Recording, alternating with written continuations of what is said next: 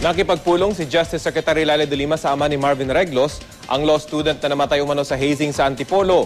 Ibinunyag naman ng kapatid ni Reglos na may dalawa pa raw kasama si Marvin ang isagawang hazing at ngayon kritikal ang lagay sa ospital.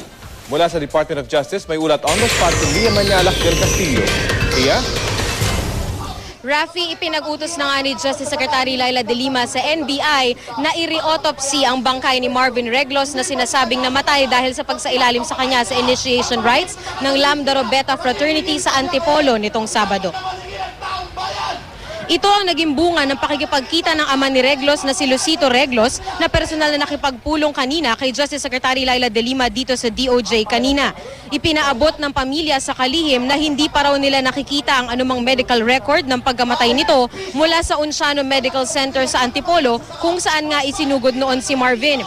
Umapila ngayon si de Lima sa kanyang mga kabrad sa Lambda Rho Beta na makipagtulungan na sa investigasyon. Matatandaang kahapon ay inamin ni de Lima na ang nasabing frat ay allied frat ng kanyang kinabibilangang sorority na Lambda Rho Sigma. Kita pa rin, Rafi, sa mukha ng ama ni Reglos ang pagdadalamhati sa sinapit ng kanyang anak, lalo't wala raw siyang ideya na pumasok ito sa fraternity.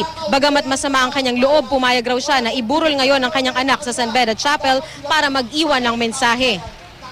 Para makita ng mga estudyante kung anong hindi naging magandang nangyari sa mga hazing o initiation na gano'n o fraternity, nakita nila talo kaming parehas. Ako, nawalan ako ng anak. Sila, nakakulong sila. Kung hindi man sila nakakulong, nandun sila ngayon, nagtatago.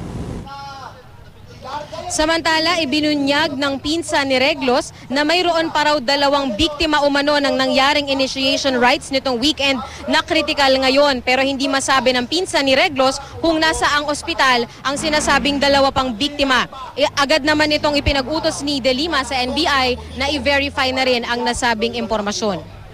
Appeal to my brothers in the fraternity, yung mga officials na yan, na mag-cooperate sila fully with the investigation by both.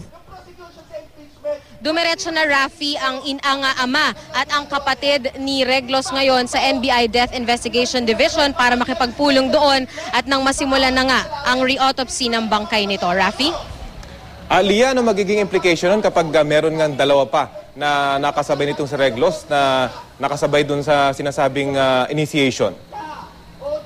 Ang sabi lamang nung pinsan ni Reglos ay meron silang natanggap na impormasyon na tatlo raw talaga itong mga nabiktima ng hazing at sinawing palad nga na namatay naman yung kanyang pinsan na si Marvin. Pero Rafi, kasi wala pang masyadong impormasyon na maibigay yung pinsan na si Ed Agustin at inilapit na lamang niya ito kay Secretary de Lima para nga ma-verify na rin ng NBI at ng PNP yung nasabing impormasyon na to, Rafi. Sa ngayon ba, Lia, may impormasyon ba tayo kung meron ng tumutulong doon mismo sa mga membro ng fraternity, dito naman sa pamilya ni Reglos?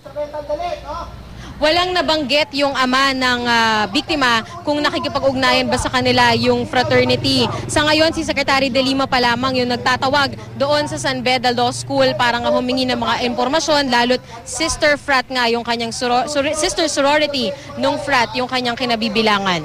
Rafi? At Lia, importante siyempre yung security nung sinasabing dalawa nga na critical dahil po pwede magsalita ang mga ito laban dun sa mga membro ng naturang fraternity na pag-utos na ito ng DOJ Secretary.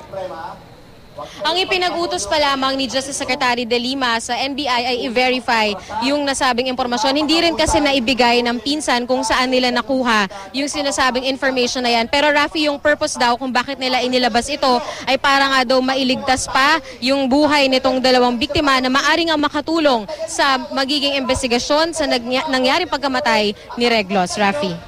Okay, maraming salamat, Lia Manialak del Castillo.